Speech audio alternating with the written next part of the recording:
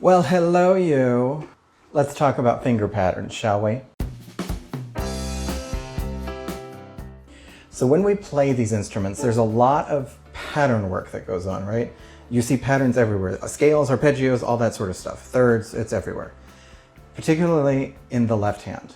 And there's only a set number of combinations of half steps and whole steps that we can do with this. So it's really good to get straight in our heads which ones are what and how useful they can be in certain situations for us. Most method books call them things like finger pattern 1 or finger pattern A, and that's very amorphous and doesn't really get in your head which number or letter goes to what shape your fingers are in, right? So it's not super helpful to label them that way. So what I use with my students is a system developed by Barber in her book, Fingerboard Geography. So here it is, here's the book.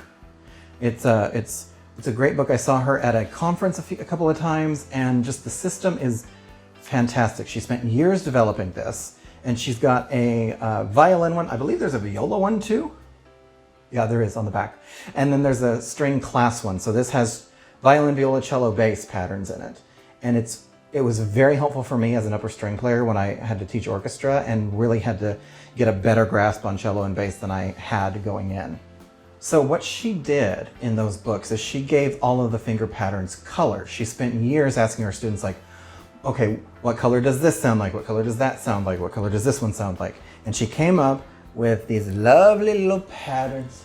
And the thing I like about the book is that it comes with these charts, and that's super, super handy.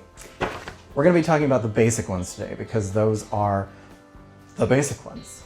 And they're how I based the entire way I teach scales to my students. So we're going to talk about those. So here's why I love the fact that she named them after colors. Because unlike finger pattern 1, finger pattern A, a color gives you a different way to see it. Rather than just seeing a number or a letter, you can actually see a color. And even the youngest students get colors, right? If you have little ones that their parents want to start them before they even know like what the letter K is, they know what red is, right? They can look at the color and match it up. So the colors are very good for that. And it's just a great way to create associations like that. I wasn't going to use the colors with older students when I first found the system. I thought, it might be a little hokey. And then I was preparing to play, I think it was Tchaikovsky's Fifth Symphony, something where there were a ton of accidentals and it was really hard. And there was a passage that I could not play right to save my life, and I kept drilling it and I kept working it. And I finally looked at it and I was like, okay, it's this color and this color. And I wrote those two colors down and I never played it wrong again. So I was like, okay, older kids can deal with it. They're getting the colors. So we're starting with the red pattern first, which is the one that every method book starts with. This is the one that students tend to get stuck in a lot of the time because method books keep them in it for so long. Whole step, half step, whole step.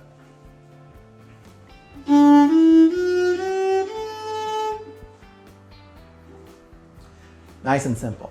And here's my soapbox moment. Make them use their fourth finger.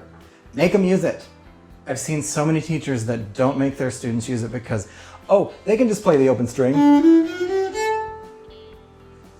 I was working with an orchestra once. They were playing a Mozart piece, and it was all they had to do was F sharp to A, and half of them were doing. Actually, it was worse than that because they weren't keeping the second finger down and making the tunnel thing happen, so they were. It's just so much work. Make them use the fourth finger. Build it up now. Start them now. That has been my soapbox moment. You can use the basic exercise that Barber uses in the books, which is just a simple little.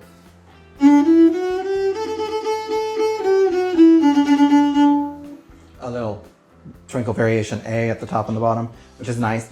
These are also very, very adaptable for things like the Schradieck violin technique exercises. I use those with some of my older students and it's great. I use them myself, it's wonderful. Lots of dexterity to be worked. So we started with our red pattern. Now we're gonna go to the blue pattern. And I recommend that you get them into this as soon as possible. I don't care when your method book introduces it.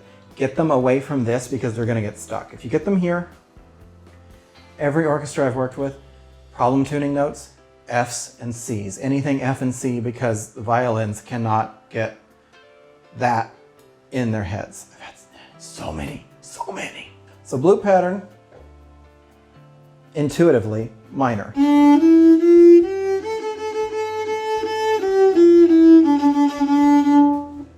Of course, this is if you're playing them with the open strings. They sound different if you're doing them just by themselves. But that's neither here nor there for the purposes of these exercises, right? So we've got red, we've got blue, now we're gonna go to yellow. Barber calls it yellow with the hot pink 3 because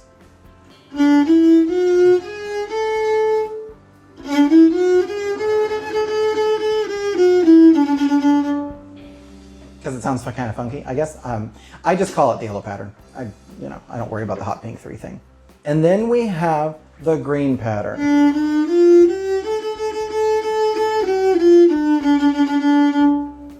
All whole steps, nice and simple. Now, the way I introduce those two patterns is based on the ones that come before it. Because you can start them all on the natural. If we're talking about the D string, you can have them all start on an E. And then for the yellow pattern, you're playing G sharp, A. But then for the green pattern, you're playing G sharp, A sharp, which isn't necessarily a bad thing. But what I do is I have them start on E for the yellow pattern. But then for the green pattern, what I have them do is I have them move the 1 back and play an E flat. So it's E flat, D, E flat, F, G, A. And the reason I do that is because you can use the other two patterns to get there. So yellow pattern, you take the red, you move the 3 up a half step. Nice and easy. For green pattern, you take blue, you move the 1 down a half step. And then that can also help you deal with the whole oh, it's a bigger stretch from 1 to 4 thing, because the stretch isn't happening in the 4th finger, it's actually happening in the 1st if you have them move the 1st finger back rather than the 4th finger up. I make it look easy because I have large viola playing hands. So those are the 4 basic patterns from Barber's Fingerboard Geography. Where'd I put let me get the book again. So that's it for the 4 basic patterns from Barber's Fingerboard Geography. If you don't have the book, go get it. Honestly, it's such a great resource. It has way more than just those 4 finger patterns. There are 8 other finger patterns that I'm not going to talk about because I don't want Barber to sue me. Go get the book. It's an homage. She wouldn't sue me, right? I love you. I love you, Barber. But it's got a whole lot of great stuff in it. It's got the finger pattern work. It's got great stuff for shifting, for note reading, for if you work the Suzuki books, it's got a great bunch of exercises for those. It's got great just finger dexterity things. It's just a wonderful resource to have. Go get it. Again, it's got violin, viola, and string class.